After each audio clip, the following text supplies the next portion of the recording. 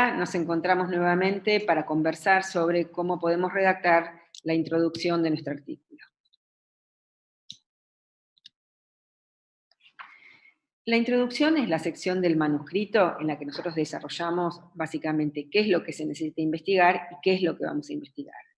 Es decir, es la sección donde finalmente planteamos la pregunta principal de la investigación, que la hemos definido en la etapa anterior, definimos por qué esta pregunta es relevante, y esto lo realizamos en forma de una estructura argumentativa con párrafos encadenados uno a otro.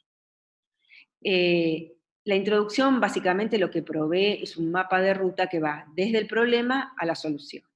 Es decir, va desde cuál es la investigación previa, cuál es la investigación que ya está conocida relacionada a la pregunta de investigación que estamos planteando, y luego va llevando al lector hasta que el lector pueda visualizar qué es lo que esta investigación va a agregar a lo que ya se sabe sobre el tema que nosotros estamos trabajando. Como dijimos en la presentación anterior, antes de comenzar a escribir la introducción, les recomendamos muy fuertemente buscar fuentes de inspiración leyendo la introducción de otros artículos de la misma revista y también leyendo la introducción de artículos del mismo tema que estamos nosotros trabajando en otras revistas. En primer lugar, vamos a ver qué es lo que dice la guía Stroh respecto a la redacción de la introducción. Y vamos a trabajar con la guía Stroh porque nuevamente en esta presentación vamos a trabajar con un ejemplo de una investigación de tipo observacional. La recomendación Stroh respecto de la introducción es bastante somera, bastante escueta, nos da solamente 2 directivas o 2 recomendaciones. Por un lado, desarrollar el contexto y los fundamentos de la investigación, es decir, explicar las razones y los fundamentos científicos de la investigación que estamos comunicando. Básicamente, dar una especie de panorama, una descripción de lo que se sabe sobre el tema y también, sobre todo, tratar de ubicar cuáles son los vacíos de conocimiento en esa comunidad, en ese tema, es decir, básicamente, qué es lo que la comunidad científica está asumiendo como aquellos puntos que no se saben y que se necesitarían profundizar para poder conocer más sobre el tema que estamos trabajando. Y por otro lado, lo que también nos dice la guía Stroh, que nosotros planteemos los objetivos, es decir, indicar los objetivos específicos, incluyendo cualquier hipótesis preespecificada. Y bueno, los objetivos son los propósitos detallados del estudio, y como nos dice la guía Stroh, los objetivos bien elaborados, o en la redacción de los objetivos tenemos que especificar la población, las exposiciones y los efectos, y también los parámetros que vamos a estimar. En este caso también vamos a trabajar con otra investigación observacional, como dijimos, también de la revista Salud Colectiva, publicada recientemente, y en este caso se trata del análisis espacial y del entorno físico de accidentes de tránsito en la ciudad de Resistencia de Chaco, Argentina. Si se toman un minutito para leer este artículo, van a ver que esta investigación analiza por georreferenciamiento los accidentes de tránsito y los factores que predisponen a accidentes de tránsito en una ciudad de Argentina. Les doy unos minutitos para leerlo.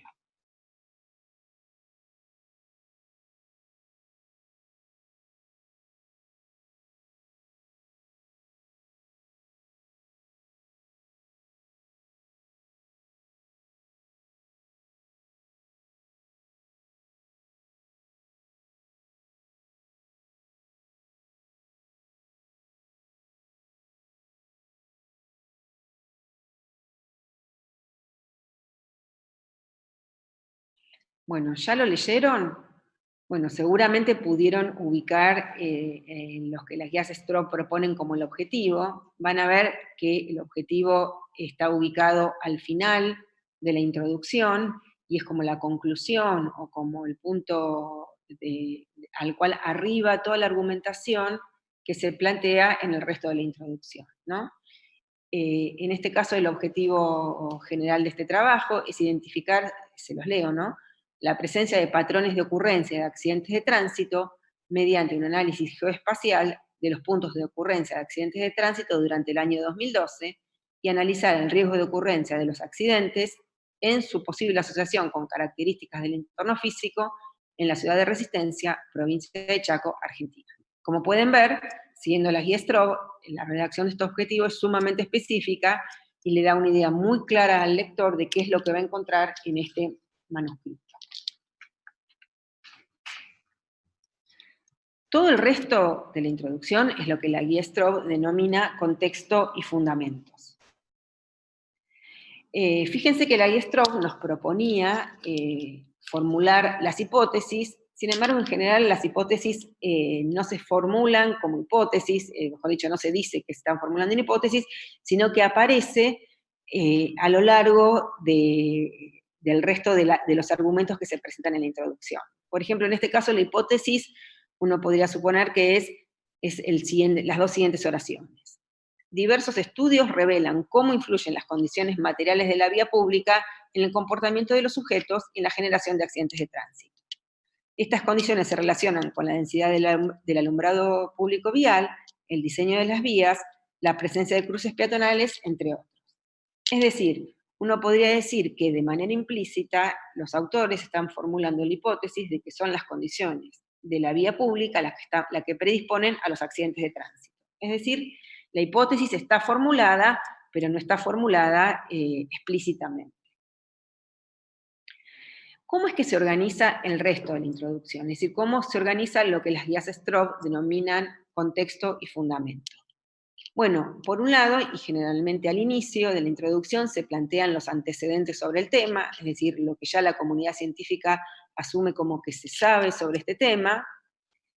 Y por otro lado, lo que es central en la introducción, la perla de oro de la introducción, que es lo que se denomina la brecha de conocimiento. Es decir, la introducción debe poder circunscribir de una manera muy precisa, argumentativa e interesante qué es lo que no se sabe y que de manera que esta investigación viene a responder. Es decir, la introducción tiene que plantear cuáles son las preguntas que la comunidad científica se está realizando en relación al tema que uno está estudiando, y luego identificar cuáles son los problemas con esas preguntas previas, es decir, cuál es la brecha, cuál es el vacío en esas preguntas, tal que nuestra investigación viene a responder, viene a tratar de solucionar ese problema. Y por otro lado, el tercer elemento de la introducción es, bueno, ¿qué propone nuestra investigación para resolver estos problemas?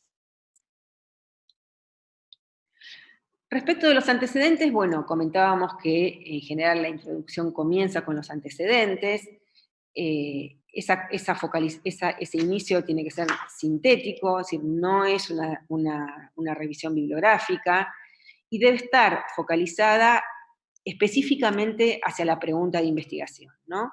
Es decir, focalizar en lo que mejor representa la investigación. Un tema, uno o dos temas, uno o dos párrafos, tratar de evitar detalles excesivos, tratar, por supuesto, de evitar datos que no estén orientados directamente a la pregunta de investigación, que no estén relacionados con la pregunta de investigación, y, por supuesto, evitar expresiones extremadamente técnicas o encriptadas. Veamos cómo aparecen en la investigación sobre el análisis espacial y del entorno físico de accidentes de tránsito en Resistencia a Chaco. Por un lado, al inicio, nosotros podemos ver que lo que los autores desarrollan son los contextos globales de los accidentes de tránsito a nivel mundial. Es decir, comienzan por lo que consideramos que son los antecedentes mediatos, o los antecedentes más contextuales, o los antecedentes más globales. A partir de ahí, los autores desarrollan qué es lo que se sabe sobre los accidentes de tránsito de la Argentina, ¿no? Que de alguna manera es lo que justifica la investigación, es que en nuestro país haya alguna información sobre los accidentes de tránsito tal que amerite profundizar sobre lo que ocurre en una ciudad de nuestro país, ¿no? Es decir, lo que plantean a continuación son los antecedentes inmediatos, ¿no? Es decir, el contexto específico respecto a la investigación que se está realizando. Respecto a estos antecedentes, fíjense que si ustedes miran la bibliografía, se van a dar cuenta que la bibliografía es bastante reciente. En general se recomienda analizar, cuando se publica un manuscrito en el área biomédica, tratar de evitar citas bibliográficas que tengan más de 10 años de antigüedad, y si es posible, utilizar citas de 5 años de antigüedad no más, excepto si uno quiere citar, y por supuesto está bien, artículos fundacionales, investigaciones fundacionales respecto del tema que uno está trabajando. Pero en ese caso puede ser 1 o 2 citas, no más que eso.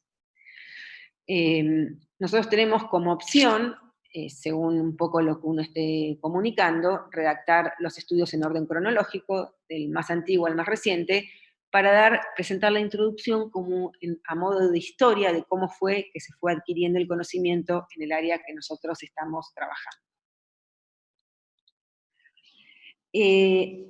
Fíjense que a continuación, la introducción continúa con los antecedentes más específicos del tema que vamos a investigar, que en este caso coincide justamente con la forma en que formulan las hipótesis, ¿no? Es la parte de la introducción donde ellos presentan los estudios que justifican analizar los factores contextuales que podrían ser factores predisponentes a accidentes de tránsito. Y a continuación, lo que presentan son los antecedentes metodológicos. En este caso, los antecedentes metodológicos es el estudio de los accidentes de tránsito mediante georreferenciamiento. ¿Sí? Entonces, ustedes fíjense que uno podría pensar que la introducción tiene una estructura de embudo. De hecho, se dice que la introducción tiene una estructura de embudo que va de lo más general hacia lo más específico. En este caso, lo general sería los problemas a nivel de salud pública, a nivel mundial, que traen los accidentes de tránsito, luego los problemas de accidentes de tránsito en la Argentina, luego los estudios que se han realizado sobre la relación entre accidentes de tránsito y factores contextuales, factores de la vía pública, y finalmente lo más metodológico, que es el uso de los temas de información geográfica para analizar los accidentes de tránsito. Lo otro que nosotros tenemos que desarrollar, hemos dicho, es la brecha de conocimiento, que es lo central de nuestra investigación. Fíjense que dijimos que la brecha de conocimiento se compone, por un lado, con las preguntas previas que se hace la comunidad científica, las preguntas que la comunidad científica considera legítimas sobre el tema que nosotros estamos investigando. En este caso, podríamos decir que más bien la pregunta que se hace es formular un desconocimiento, una necesidad de preguntarse más cosas. Es decir, debido a que el escenario descrito podría persistir en el tiempo, es necesario estudiar más a fondo los factores locales asociados a la ocurrencia de accidentes. Es decir, lo que se pregunta a la comunidad científica o lo que legítimamente está formulando es que es necesario continuar profundizando los estudios sobre los factores locales y la relación que tiene con, los factores de la vía pública y la relación que tienen con los accidentes de tránsito. Luego, ¿cuáles serían las preguntas? ¿Cuál sería el vacío de conocimiento entre esas preguntas? Bueno, en este caso uno podría pensar que el vacío de conocimiento es que, si bien hay ciudades en la Argentina en la cual hay una alta tasa de accidentes de tránsito, en realidad en esas ciudades todavía no se han estudiado los factores de la vía pública que podrían estar relacionados con estos accidentes, ¿no? Y finalmente, ¿qué es lo que propone la investigación? Bueno, la investigación lo que está proponiendo, en relación a lo que planteó antes de la metodología, es estudiar los accidentes que ocurren en la vía pública, los accidentes de tránsito en relación a la situación de la vía pública.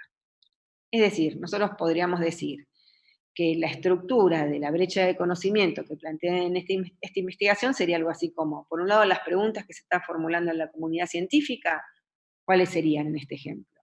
Bueno, es necesario estudiar los factores locales que predisponen a accidentes de tránsito.